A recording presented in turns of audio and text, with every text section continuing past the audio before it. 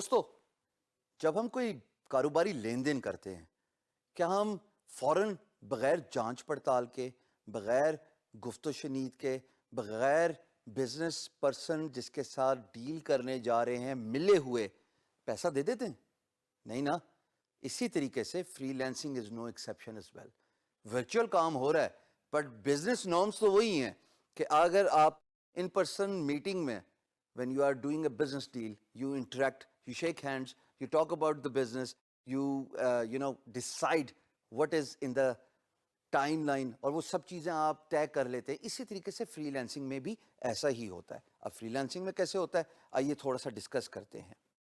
دیکھیے free lancing میں جب آپ پروجیکٹ اسکوپ، پہلے تو آپ کے لیے پروجیکٹ ایوارڈ کروانا بہت ضروری ہے. اگر آپ نے پروجیکٹ ایوارڈ کرا لیا یا اس سے پہلے والی ڈسکشن میں بھی بہت سارے فری لینسرز ایوارڈ کرنے سے پہلے بہت ساری جو کنفیوژنز ہوتی ہیں، جو مائل سٹونز ڈیلیوریبلز ہوتے ہیں ان کو فگر آؤٹ کرا لیتے ہیں، ان کو طے کروا لیتے ہیں. آپ بھی ایسے ہی کیجئے کہ جب آپ کو پروجیکٹ کا پی ایم بی کھل جائے یعنی کہ میسج بورڈ کھل جائے تو آپ امپلائر کے ساتھ سب سے پہلا کام یہ کیجئے کہ آپ پروجیکٹ کا سکوپ طے کیجئے. یقین جانیے میں نے مار کھا کے سیکھا ہے دوستو، 15 سال کی مار، پریشانیاں، پیسہ لوز کر کے سیکھا ہے کہ اگر آپ پروجیکٹ کا سکوپ انیشیلی ڈیفائن نہیں کرتے آپ پروجیکٹ کے بیچ میں پیسہ لوز کرتے ہیں، اپنا ٹائم لوز کرتے ہیں، اور سب سے امپورٹنٹ بات آپ امپلائر بھی لوز کرتے ہیں، ایک پوٹینشیل امپلائر جو آپ کو بعد میں بہت زیادہ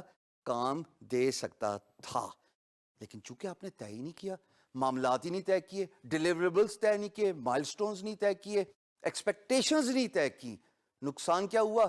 دونوں کا ٹائم کا ضیاع. پروجیکٹ سکوپ ہوتا کیا ہے دوستو؟ مثال کے طور پہ ایک ایگزامپل میں دیتا ہوں. ایک پروجیکٹ گرافک ڈیزائننگ ہے. کیونکہ میں گرافک ڈیزائنر ہوں میں اپنے حساب سے بتاؤں گا. ظاہر ہے آپ کی جو بھی اسکل سیٹ ہے، آپ کی جو بھی ایکسپرٹیز ہے، آپ میری جو ایگزامپل ہے اس کو اپنے پروجیکٹ سکوپ میں ڈیفائن کر لیجیے گا. چلیے جی، لوگو ڈیولپمنٹ یا ڈیزائننگ پرائس ہے $100. جب میں انیشل ڈسکشن کروں گا تو میں بتاؤں گا کہ جناب اتنا ٹائم مجھے لگے گا اس پروجیکٹ کو ختم کرنے میں.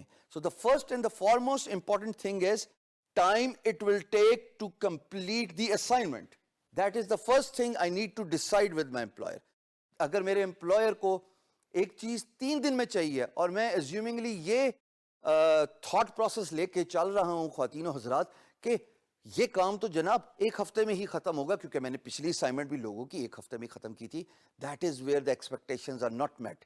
ایوارڈ ہو گیا پروجیکٹ، آپس میں ڈسکس نہیں کیا تو نقصان کیا ہوا؟ 3 دن بعد امپلائر کہتا oh my God I needed this in 3 days، what are you doing, give me my money back. کیا فائدہ ہوا؟ صرف اپنے 15 منٹ کی ایفرٹ بچانے کے لیے 3 دن بعد 3 دن کا نقصان کیا آپ نے. ٹائم از منی دوستو. So it is very important that you decide the timeline of the project. Second thing which determines the scope of the project is the price of the project. یہ تو ایسا ہی ہے کہ اگر کاروباری لین دین کر رہے ہیں اور پرائس ہی نہیں ڈیسائیڈ کی، میں گاڑی بیچنا چاہتا ہوں اور میں گاڑی کی پرائس آسکنگ پرائس ہی نہیں مانگ رہا. ارے یہ کیا بات ہوئی؟ کیا ایکسپیکٹیشن ہوگی بائر کی، کیا ایکسپیکٹیشن ہوگی میری کہ مجھے کیا پرائس مل رہی ہے؟ So these are 2 fundamental mistakes freelancers typically make when they are beginning a project.